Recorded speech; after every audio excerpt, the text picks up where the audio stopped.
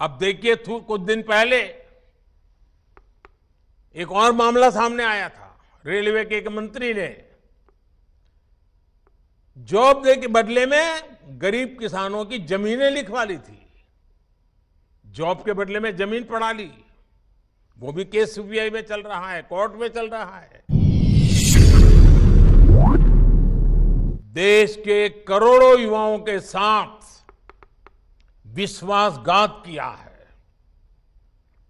2014 में हमारी सरकार बनने के बाद अब भर्ती परीक्षाओं में नौकरी सरकारी चाहिए तो हर पद के लिए, जैसे होटल में आप खाना खाए जाए और रेट कार्ड होता है ना, हर पद के लिए रेट कार्ड है। अगर आप सफाई कर्मी की नौकरी चाहिए तो उसके लिए आपको ये रेट रहेगा, भ्रष्टाचार में इतना देना पड़ेगा।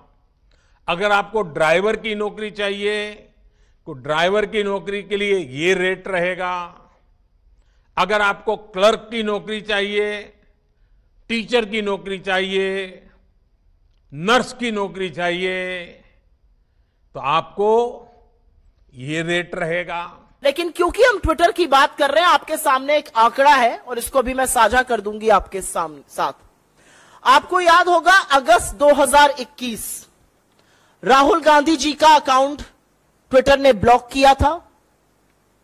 उनका कहना था उनकी किसी गाइडलाइन का उल्लंघन हुआ है, जबकि चेहरा विक्टिम का नहीं, विक्टिम की फैमिली का था।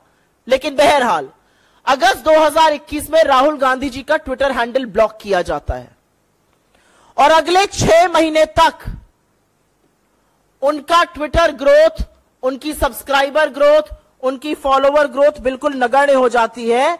और जब फरवरी 2022 में वॉल स्ट्रीट जर्नल यह खबर चलाने वाली है कि ट्विटर ने राहुल गांधी जी के अकाउंट को ब्लॉक किया है और उनकी सब्सक्राइबर ग्रोथ ब्लॉक हो गई है और ट्विटर को चिट्ठी लिखी जाती है, तुरंत ये जो शैडो बैन था ये हट जाता है और लगातार उसके बाद सब्सक्राइबर में ग्रोथ आ जाती है।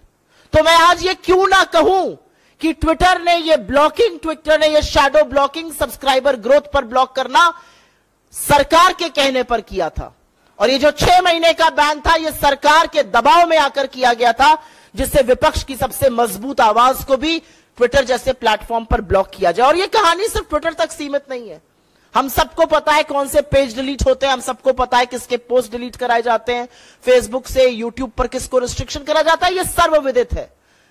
लेकिन ट्विटर का एक फाउंडिंग सीईओ, फॉर्मर सीईओ अगर यह कह रहा है कि सरकार ने इस कदर दबाव बनाया था कि अगर किसानों को दिखाया गया तो आपके घरों पर छापे पड़ेंगे, यह असलियत है 56 इंच की छाती की। और 56 इंच की छाती डरती इतना ज्यादा है, कुछ एग्जाम्पल्स तो मैंने आपको दिखा दिए, लेकिन वो डरते इतना ज्यादा है कि कोई सवाल पूछ ले तो नौकरी खाने पर आमादा है।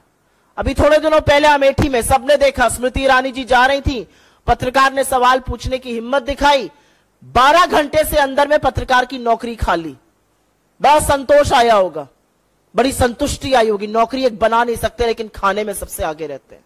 कि वहां पर जब लोगों के सामने इतनी बड़ी पहाड़ जैसी मुसीबत है तो उसी तरह के प्रयास करना भी आवश्यक होगा।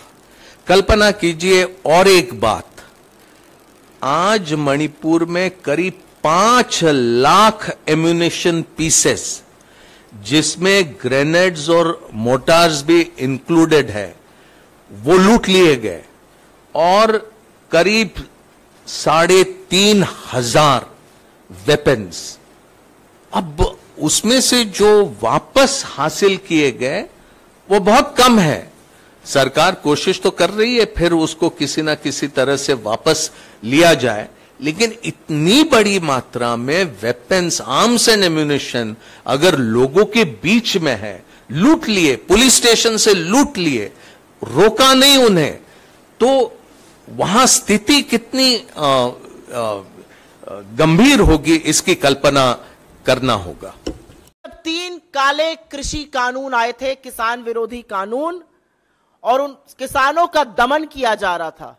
जब 1 साल से ऊपर किसान दिल्ली की सरहद पर जाड़ा, गर्मी, बरसात, ओले झेलते हुए इस सरकार के खिलाफ आंदोलन कर रहे थे, तो बजाय समाधान ढूंढने के उनको मवाली, उनको खालिस्तानी, उनको पाकिस्तानी, उनको आतंकी तो कहा ही जा रहा था।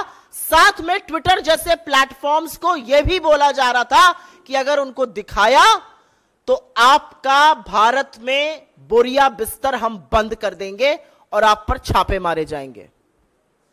और याद रखिएगा, अपने घमंड और अहंकार में चूर्ण इस देश का डरपोक तानाशाह प्रधानमंत्री तब तक चुप रहा जब तक 700 से ज्यादा किसानों की शहादत नहीं हो गई, और चुनावी नफा नुकसान देखते हुए 3 काले कृषि कानून वापस लिए।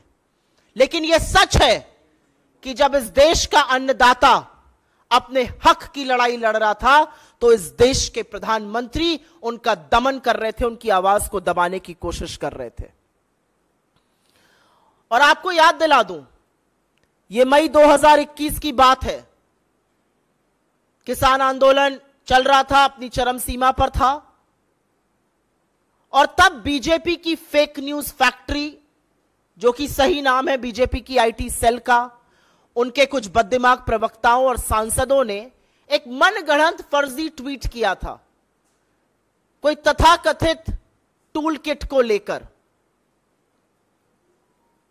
उनका कहना था कि कांग्रेस इस टूल किट का इस्तेमाल कर रही है, और आपको याद होना चाहिए कि उसको मैनिपुलेटेड मीडिया, मतलब भ्रामक मीडिया कहकर टैग किया गया था।